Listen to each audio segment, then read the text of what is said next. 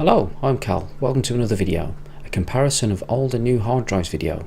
I have made a similar video to this in the past, comparing the two versions of the Crucial MX500, the SATA version and also the M.2 version. Here is a link for this. It's worth watching if you're thinking of buying an SSD but unsure which format of these to buy. There's a few other drive comparisons in this same video too. I'll quickly go through some of the drive formats. I'll start with a traditional hard drive. There are two sizes to this, 2.5 and 3.5 inches. Both have the same connections for power and for data. The data is a SATA connection, Serial Advanced Technology Attachment. SATA has developed and improved in speed over the years. The original SATA speed is 1.5 gigabits per second. SATA 2 doubled up to 3 gigabits per second.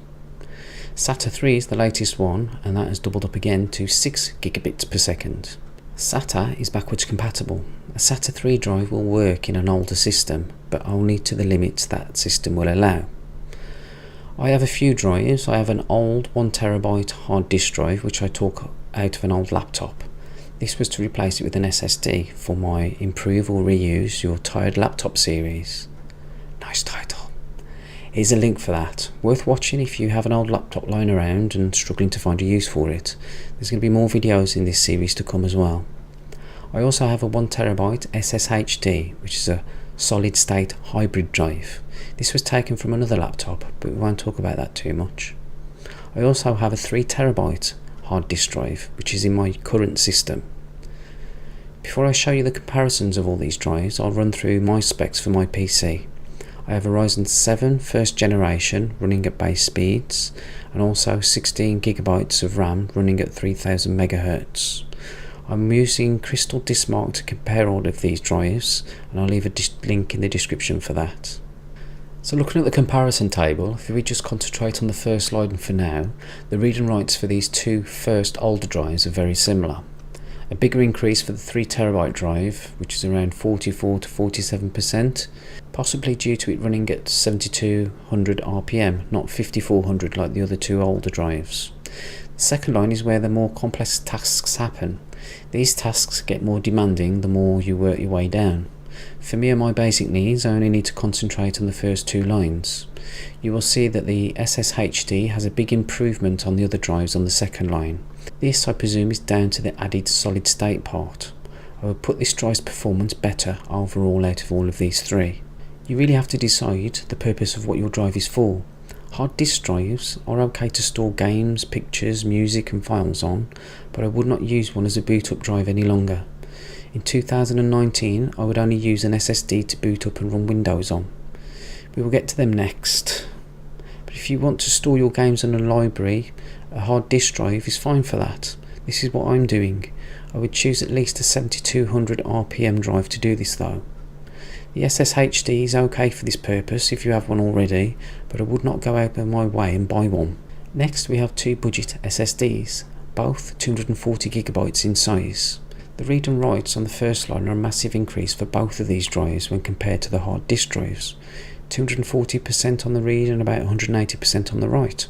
Look at the second line where more complex data processes happen. Another huge increase over the hard disk drives.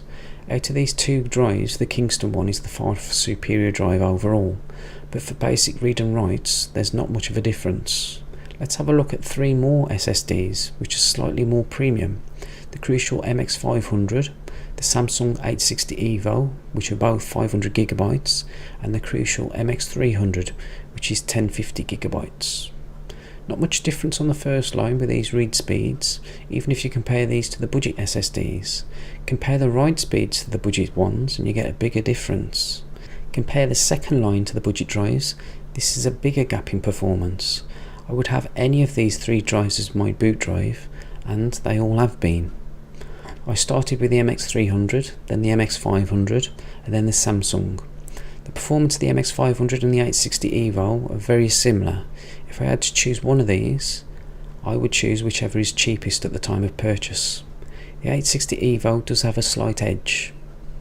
I hope this video has opened your eyes of the huge increase in performance and the benefits of having an SSD as your boot up and operating drive. If you are thinking of upgrading, there are two formats of an SSD, the 2.5 inch and the M.2 format.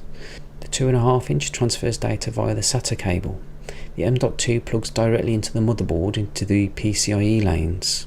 I have covered these in my previous videos, which I mentioned before, and I will leave a link in the description for this. Here are all the figures together, SSDs at the top and hard drives at the bottom. Stay tuned, please like, share, subscribe and ask others to do the same. I do this as a hobby, and again I do need your encouragement.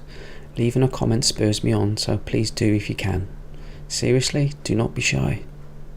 Thank you current subscribers and Facebook friends for your support and shares. People who leave messages in the comments, I do appreciate it. If you know someone new to computers, please share my videos with them or point them in my direction. I have learning videos that are very basic for people new to the scene. I will be making more of these also. The next video I'll probably do on things to install on a new PC. Thanks for watching. I'm Calm Cal. Have a good morning, afternoon or good evening. Farewell till next time, and I'll see you later.